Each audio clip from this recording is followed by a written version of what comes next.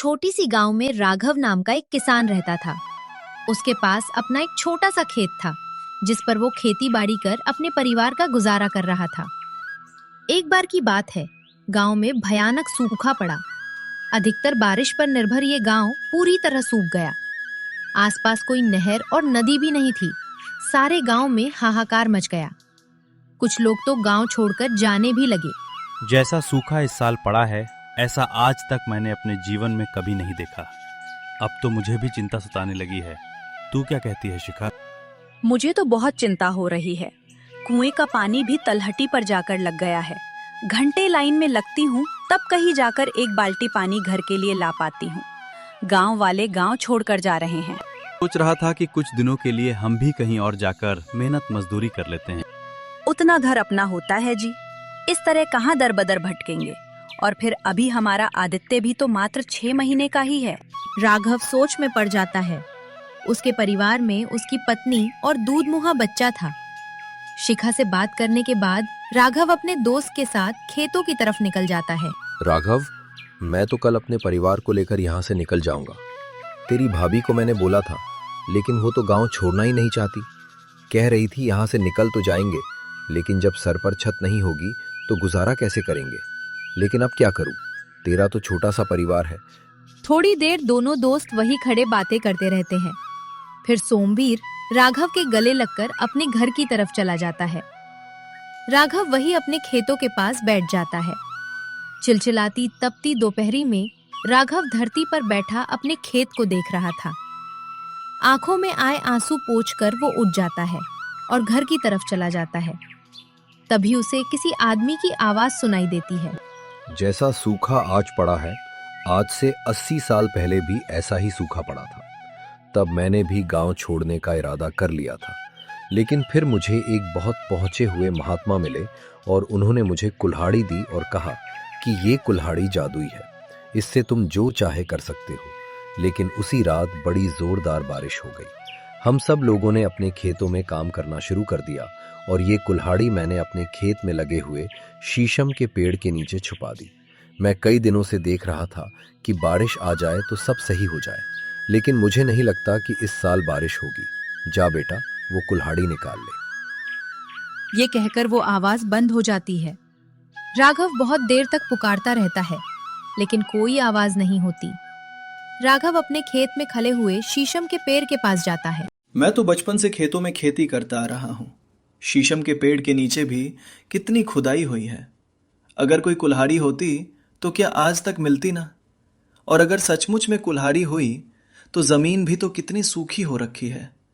खुदाई करूं भी तो कैसे करूं? राघव घर आ जाता है। क्या सोच रहे हो? क्या तुम भी गांव वालों की तरह गांव छोड़कर जाना चाहते हो? शिखा, आज बड़ी ही अजीब सी बात हुई। आज मुझे दादाजी की आवाज सुनाई दी और उन्होंने कहा कि हमारे खेत में खड़े हुए शीशम के पेड़ के नीचे जादुई कुल्हाड़ी है। आपका दिमाग घुमा दिया है। तुम्हारे दादाजी को गुजरे हुए सालों हो गए, फिर भला ऐसा कैसे हो सकता है? लेकिन मैं सच कह रहा हूँ, मुझे दादाजी की आवाज सुनाई दी। मैं कल सुबह ही उस पेड़ के नीचे खुदाई करके देखूंगा। देखने में क्या बुराई है? जो तुम्हें ठीक लगे करो, लेकिन मैं नहीं मानती कि ऐसी कोई जादुई कुल्हाड़ी या कोई चीज होती है। राघव अगले दिन सुबह अपना फावड़ा लेकर खेत में चला जाता है और वहां शीशम के पेड़ के नीचे खुदाई करना शुरू करता है। उसके चारों ओर सूखी जमीन को खोदते खोदते वो थक चुका था, लेकिन कुल्हाड़ी का कहीं नामो निशान नहीं पाया। लगता है शिखा सही कह रही थी, यहाँ कुछ भी नहीं है। सूखे की से मेरा दिमाग भी काम करना बंद कर रहा है। तभी टन की आवाज होती है। राघव जल्दी से उस जगह को थोड़ा और खोदता है तो देखता है कि वहां पर एक बड़ी सी कुल्हाड़ी रखी है। वो खुशी से झूम जाता है और उसे कुल्हाड़ी को निकालकर, ये तो सचमुच में कुल्हाड़ी है। इसका मतलब दादाजी सही कह रहे थे। क्या ये जादुई कुल्हाड़ी है? मैं इसे बोलूं या मैं इसे काम करूं? पहले कुछ बोल कर देखता हूं। अगर तुम सचमुच जादुई कुल्हाड़ी हो तो मेरी बात का जवाब दो। तभी उसे कुल्हाड़ी से चंद सितारों जैसी रोशनी आने लगती है। कुल्हाड़ी राघव के हाथों से छूकर जमीन पर सीधी खड़ी हो जाती है। मैं हूँ जादुई कुल्हाड़ी, मेरी भी अपनी एक कहानी। पूरी करती हूँ मैं सबकी बातें, बस मांगो 3 तुम्हारी। राघव हैरानी से उस कुल्हाड़ी को देख रहा था। उसे समझ ही नहीं आ रहा था कि वो ऐसी कौन सी 3 चीजें मांगे। वो कुल्हाड़ी को वापस अपने हाथ में ले लेता है और अपने गमछे में लपेटकर घर की तरफ चल देता है। घर आकर शिखा, ओ शिखा, देख, ये कुल्हाड़ी जादुई कुल्हाड़ी है जो दादाजी ने बताई थी, और ये बोलती भी है। इसने कहा है कि हम अपनी 3 बातें इससे मनवा सकते हैं। ये तो मिल गई।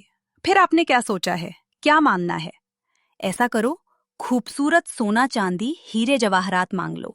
नहीं नहीं शिखा, सोने चांदी हीरे मोती का हम क्या करेंगे? मैं ठहरा किसान आदमी, अपनी खेती बाड़ी के अलावा कुछ और नहीं सोच सकता। और फिर मेरा गांव भी तो मुसीबत में है। क्यों ना मैं इसे कुछ ऐसा मांगू जिससे हम सबका भला हो जाए। तुमने क्या सारे गांव वालों का ठेका लिया हुआ है? आजकल हर कोई अपने बारे में सोचता है, तुम भी अपने बारे में सोचो। सोचो तो सही, 3 इच्छाएं हमारी पूरी हो सकती हैं। अपने लिए एक बड़ा सा घर मांग लो, खेत मांग लो और हीरे मोती मांग लो। राघव शिखा की बात का कोई जवाब नहीं देता। वो कुल्हाड़ी से कोई ऐसी चीज मांगना चाहता था जिससे कि सब कुछ सही हो जाए, और वो शिखा का दिल भी नहीं तोड़ना चाहता था। वो जानता था कि वो बहुत गरीब है और कभी भी शिखा को उसकी इच्छा का ना तो खिला सका और ना ही पहना ओढ़ा सका। वो अगले दिन सुबह कुल्हाड़ी से कुछ मांगेगा ऐसा सोचकर वो सो जाता है, लेकिन नींद उसकी आंखों से कोसों दूर थी। वो तो बस यही सोच रहा था कि ऐसा क्या मांगू कि जिससे सब कुछ सही हो जाए। लगता है तुम तो पूरी रात सोए नहीं हो। क्या सोचा फिर तुमने? क्या मांगना चाहते हो तुम कुल्हाड़ी से? मैंने सोच लिया है शिखा कि मुझे जादुई कुल्हाड़ी से क्या चाहिए। जादुई कुल्हाड़ी, मुझे तुझसे कुछ मांगना है। मैं हूँ जादुई कुल्हाड़ी, मेरी भी अपनी एक कहानी। पूरी करती हूँ मैं सबकी बातें, बस मांगो 3 तुम्हारी। मांगो कौन सी 3 चीजें ऐसी हैं जो तुम मुझसे लेना चाहते हो? पहली ये कि तुम मेरे गांव में बारिश करवा दो, जिससे कि गांव वाले ये गांव छोड़कर कभी न जाएं। पूरी होगी तुम्हारी ये बात, मांगो तुम अपनी दूसरी मुराद। मेरे गांव में हर साल सूखा पड़ता है, कभी कम कभी ज्यादा। इस साल जैसा सूखा तो मैंने कभी नहीं देखा। तुम मेरे गांव के खेतों के बीच में एक ऐसा कुआं बना दो जिसमें कभी पानी खत्म ना हो। ये सुनकर कुल्हाड़ी घूमने लगती है। गोल गोल घूमने के बाद वो बोलती है, जैसा तुमने बोला वैसा ही मैं कर डालूंगी। खेतों के बीच में कुआं बना डालूंगी। पूरी होगी तेरी दूसरी मुराद। अब मुझसे मांग अपनी तीसरी मुराद। मुझे अपने लिए कुछ नहीं चाहिए जादुई कुल्हाड़ी, लेकिन मैं चाहता हूं कि तुम मेरी पत्नी शिखा की मुराद पूरी कर दो। उसे फिर कभी गरीबी ना देखनी पड़े। उसे एक अच्छा घर और हीरे जवाहरात दे दो। पूरी होगी तुम्हारी ये तीसरी मुराद। तुम हो एक बहुत अच्छे इंसान। अपने लिए नहीं मांगा तुमने कुछ भी, इसलिए मैं रहूंगी सदा तुम्हारे पास। बहुत अच्छी हो जादुई कुल्हाड़ी, मुझे तुमसे कुछ और नहीं चाहिए। बस तुमने 3 मुराद बोली और मैंने मांग ली। इसके बाद तुम जाना चाहो तो चली जाओ। मैं तो तुम्हें परख रही थी।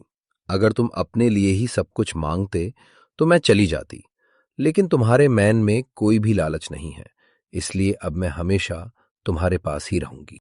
राघव फिर उसे कुल्हाड़ी को उठा लेता है और उसे सुंदर से कपड़े में लपेटकर अपने संदूक में रख लेता है और शिखा से कहता है, जो हमें चाहिए था वो हमें मिल गया।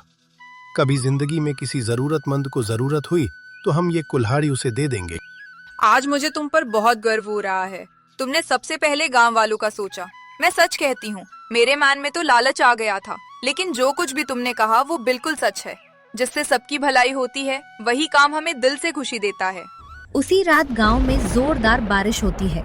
सारा गांव बारिश आने से खुश हो जाता है और अगली सुबह सभी किसान अपने खेतों में पहुंच जाते हैं। वहीं वो देखते हैं कि खेतों के बीचों बीच एक कुआं लबालब पानी से भरा हुआ है। राघव के घर की जगह एक बड़ा प्यारा सा घर था और शिखा के पास हीरे मोती, सोना चांदी सब कुछ था। सब लोगों के चेहरे पर खुशी देखकर राघव की आंखों में आंसू आ जाते हैं और वो अपने आंसू पोंछते हुए जादुई कुल्हाड़ी को धन्यवाद देता है।